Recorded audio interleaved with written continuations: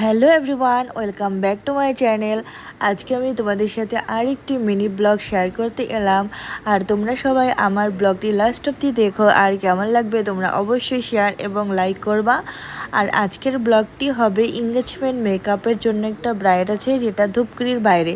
তো আমরা বাড়ি থেকে বের হয়েছিলাম 12টায়, আর আমাদের বের হওয়ার কথা ছিল এই 11টার সময়, বাট আমাদের গাড়ি আসতে অনেক লেট হয়ে গেছে, যার জন্য আমরা 12টার সময় রওনা দিয়েছি।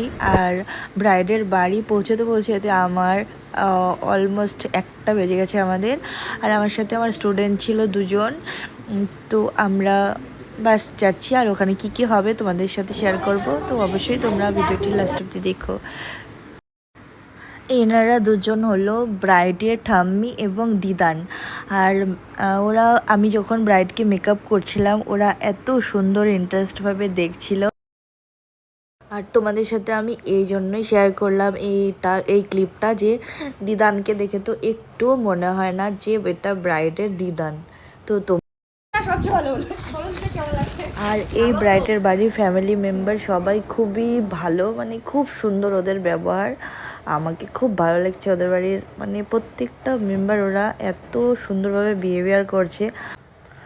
আর একটা মেকআপ আর্টিস্ট যখন মেকআপ করার সময় যদি ওদের ব্রাইডের বাড়ির লোক কোঅপারেট না করে, তবে খুবই মুশকিল হয় সেটা হ্যান্ডেলিং করতে। বাট এই বাড়িতে ব্যবহার ওদের বাড়ির লোকও খুবই সুন্দর। ব্রাইডও আমার সাথে যেরকমভাবে কোঅপারেট করেছে, সেরকমভাবে বাড়ির লোকও খুব সুন্দরভাবে আমাকে জাস্ট বলেছে যে তোমার মতো করে দাও।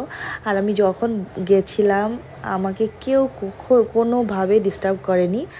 আর আমি প্রে করি যে এরকমভাবে যদি সব বাড়িতেই সব মেকআপ আর্টিস্টদের সাথে যদি এরকম বিহেভিয়ার হয়, তবে হয়তো কোনো ব্রাইড দেখতে, হ্যাঁ, মেকআপে কোনো ডিস্টার্ব হবে না।